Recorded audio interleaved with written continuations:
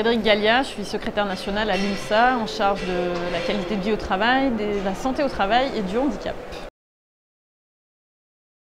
J'ai participé à 2 conférences. La première, ça portait sur est-ce que la santé mentale elle a sa place dans le monde du travail? Est-ce que cette question-là, elle peut être abordée dans le monde du travail? Et puis la deuxième conférence, elle portait sur comment le dialogue social de qualité peut agir sur l'amélioration des conditions de travail et sur la performance globale des entreprises. Alors, du côté de la santé mentale, on a axé notamment sur la nécessité de vraiment prendre en compte ces questions-là du côté des employeurs, parce qu'on voit bien que depuis ces dernières années, il y a une dégradation des conditions de travail en France, et notamment depuis les années 90 avec une intensification du travail, il y a parfois une perte d'autonomie au travail, une perte de sens, etc.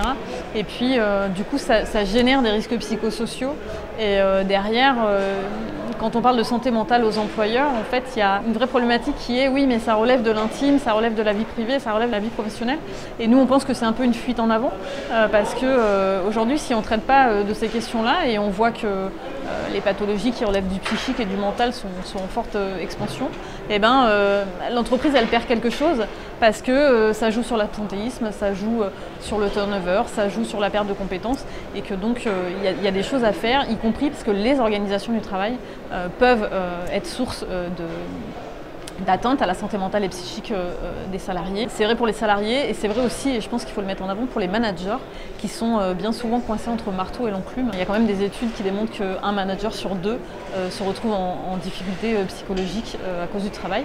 Donc nous, on pense qu'il y a des gains d'efficience sur ces questions-là, mais ça veut dire qu'il faut accepter de les aborder et que chacun puisse prendre une part de ses responsabilités dans l'accroissement de ces pathologies-là.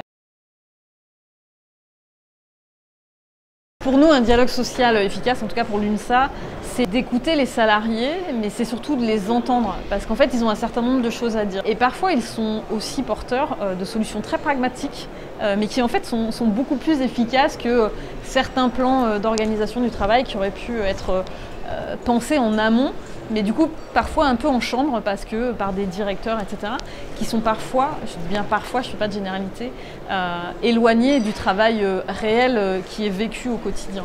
Et donc nous on estime qu'un dialogue social de qualité, c'est comment employeurs et organisations syndicales arrivent à s'accorder sur ces sujets-là. On a des différences parfois d'objectifs, on ne partage pas toujours les mêmes points de vue, mais c'est comment on essaye sur ces sujets-là d'avancer ensemble et d'améliorer durablement les conditions de travail. Il y a un vrai enjeu, il y a un allongement de la durée d'activité avec la réforme des retraites qui a repoussé l'âge de départ à 64 ans.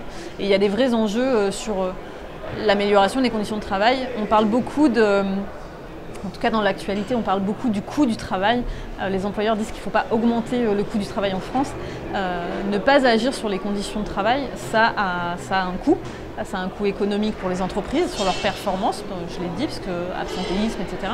Et puis ça a un coût sur les finances publiques, parce que derrière, la sécurité sociale supporte un certain nombre de choses. Aujourd'hui, par exemple, le coût des maladies psychiques et mentales pour l'assurance maladie, c'est 23 milliards d'euros.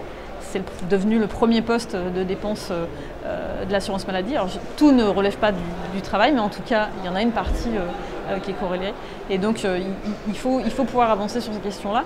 Et puis, il y a un coût social, je l'ai dit, donc aussi sur l'assurance chômage, puisque quand on a des salariés qui sont parfois broyés par de la pénibilité, en tout cas des métiers pénibles ou à forte charge émotionnelle, et ça se traduit par des invalidités et donc potentiellement, en tout cas en France, par des licenciements parce qu'on a beaucoup de mal à reclasser les salariés qui ne sont plus aptes au travail.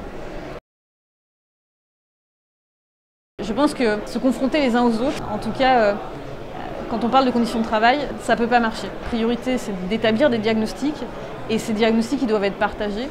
Et pour qu'ils soient partagés, ça veut dire qu'on doit prendre en compte la parole de ceux qui font le travail au quotidien, de ceux qui les représentent et aussi les intérêts des organisations de travail. Et donc comment est-ce qu'on met tout ça en musique pour que ça se passe au mieux et que tout le monde comprenne qu'il y a un avantage à agir. Voilà, on aura déjà franchi un grand pas. Prévention, prévention, prévention. On est d'ailleurs à Préventica. Il faut que la France change de culture en matière de prévention.